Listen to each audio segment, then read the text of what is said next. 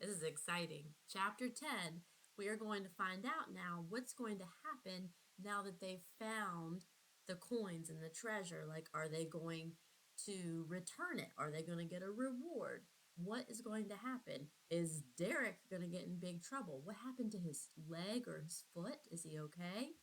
So, as you're listening and you're reading stories, I want you to be making predictions of what you think is going to happen and why you think that's going to happen. That's called using your inferencing skills, and that's really good for you. And it promotes, being a good reader because you always want to be curious about what's going on and make predictions. Chapter 10 is called The Museum. When you read the chapter title, that helps you with making your prediction of what you think is going to happen.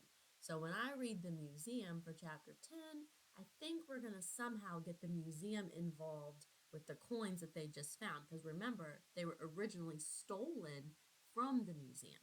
So maybe the museum's going to get them back. I don't know. We'll find out. All right, here we go. Their dad carried Derek from the cave with some help from the other boys. Alex and Henry promised not to go back to the cave or tell anyone about the coins until the police arrived. Alex explained that they lived in the neighborhood on the other side of the woods and that they had been playing in the cave ever since they'd found it last summer. Neither had any idea that there was a treasure hidden within the giant rock. They both knew the stories about the stolen coins, but had figured, like most people around town, that it was all just a legend and not really true. When they got back home, their mom decided that Derek's leg was hurt more than any bandages or antiseptic could fix. So she drove him to the health clinic for an x ray. It turned out that his ankle was fractured, and he came home later that afternoon on crutches. Normally, Derek would have hated being stuck inside in the middle of the summer, but it mattered little because his parents grounded him for the entire month of August. His dad said even though they were glad that he was safe, there were still consequences for his poor decisions. While Derek was at the doctor, their dad called the local police station and explained what the boys had found. The officer on the phone was suspicious their dad was making up the story of finding the long lost coins. He'd made him describe in detail exactly what they'd found and where they found it. Why do you think he made him do that? He even had their dad tell the story all over again to the curator, excuse me, of the Virginia Museum before anyone wasted their time coming out for a wild goose chase through the woods. So the curator of a museum would be like the person in charge. The curator found their dad's description of the coins quite convincing, so he and the police arranged to come out in the morning to see things for themselves. The next day, after breakfast, Sam and his dad walked two officers and the museum curator, Dr. William Evanshade III, back to the cave. They led them through the passageways and showed them the box of coins in the chamber. Since he was grounded, Derek had to stay home, which didn't really seem fair since he was the one who had found the treasure. Sam even tried to argue that his brother should come, but eventually agreed with his dad that it would be hard for Derek to get back to the cave on crutches. Sam told Derek later that when the museum curator looked down into the hole and saw the coins lying there spilled on the ground, the old man nearly had a heart attack. My golly, he exclaimed over and over. The police and the museum arranged for a crew to comb through the entire cave and surrounding woods to look for any more evidence of stolen artifacts. But they never found anything else. The police told their dad that the caves in the boulder were, in fact, the remains of an old coal mine operated by the Virginia Mining Company, or VMC, but that it had been closed down for over 50 years. They ordered the town engineers to seal off the entrance to the cave so that no one else could risk getting hurt or trapped like Derek. Mom called it a lawsuit waiting to happen. The boys weren't sure what that meant, but agreed that it was dangerous. Mr. Haskins wandered over from next door when he saw the police cars to see what all the commotion was about. He told the police all about how the museum security guard, Richard Davis, had once lived in the boy's house.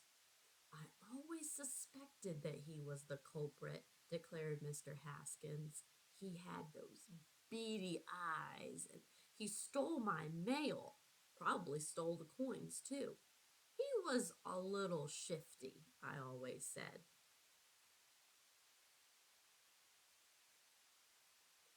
Police learned that before Richard Davis had worked as a security guard at the museum, he'd worked security for the Virginia Mining Company. Derek threw his arms up at the news. He would have known all about those secret caves and passageways under the boulder. That explains why he had that box and notebook with VMC written on it. He must have hidden the map for safekeeping in the compartment in the wall. I wonder what happened to him, asked Sam. Why would he have left it all in the house and the mine? Electrocuted, barked Mr. Haskins as he turned and started walking back to his house. What? Sam thought he must have heard the old man wrong. He was zapped, yelled Mr. Haskins over his shoulder. His toaster went berserk or something like that, or maybe it was his washing machine or his oven. He was shifty, I tell you. Gosh, gulped Sam in disbelief. Okay, so it's kind of coming together a little bit. A couple of weeks later, Dr. Evanshade called and invited the boys to a private showing of the coin collection at the museum. Despite Derek's punishment, their dad agreed to drive both boys downtown. Okay, so here's a small illustration, not much. Can you imagine if you're Sam and Derek and you're there at the museum and you're looking at the coins that you helped discover? How cool that would be. When they arrived at the museum, Dr. Evanshade escorted them to a back room marked Museum Staff Only.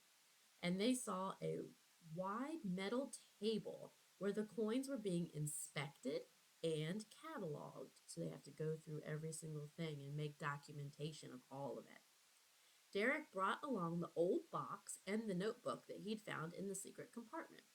The old curator said, "My golly," a few more times and was thrilled with these newest additions to the collection. But the best part of the trip came right before they left. "Now, gentlemen," Dr. Evanshade's voice had turned serious as he addressed Derek and Sam. "There is one more item of business before you leave. Since you were the ones who discovered these rare coins, you are subject to a Virginia Antiquities finder's fee of 10% of the recovered goods." Sam looked confused. "Finder's fee? Does that mean we have to pay a fee for finding the coins?" The situation was getting worse by the minute. "We didn't steal them, sir. We just found them." "No, no," Dr. Evanshade laughed. "A finder's fee means the money's coming to you. You get a portion." Derek's eyes widened. "We get a Porsche? Awesome. That's my favorite car." Everyone laughed. "No, I don't have any cars for you, I'm afraid," exclaimed Dr. Evanshade. "A portion, young man, a portion, a part. It's your reward." Sam's face brightened. "A reward?" That was almost as good as a Porsche. "Wait a minute," Derek raised his hand. 10% of what? You never said how much all these coins were worth."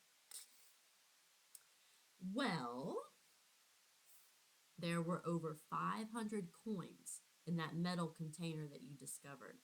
523 to be exact. Quite an assortment of early American currency, I must say.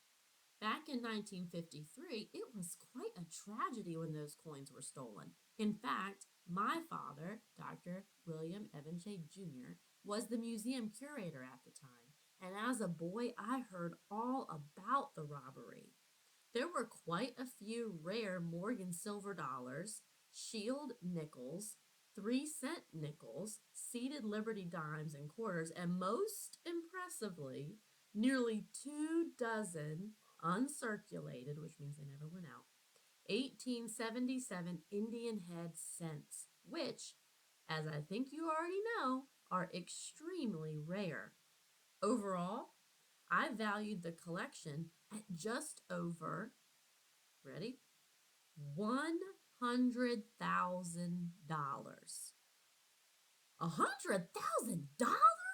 Shouted Sam. Wow, we really are rich. Wait a minute, Sam. Their dad put his hand on his shoulder. That's not our money. It's what the coins are worth to the museum. But 10% of 100,000, Derek did a quick calculation in his head. That's $10,000. That's correct, Derek, Dr. Evanshade smiled. $10,000. That's a sizable amount of money for 2 young men your age. Congratulations. And thank you again on behalf of the museum and the Commonwealth of Virginia. The boys each smiled with grins as wide as the Grand Canyon when the curator handed them white envelopes with checks inside and shook their hands. It was like they'd won the lottery. Suddenly, Derek didn't feel quite so bad about being grounded. All right, so that's the end of chapter 10. What do you think about that? Not necessarily a cliffhanger, but we did find out some pretty interesting information. So there's still a little bit left in the book. How do you think it's going to end? Do you think we'll find out how they're going to spend their $10,000? What would you do? That's a good question. All right, I'll see you for the next chapter.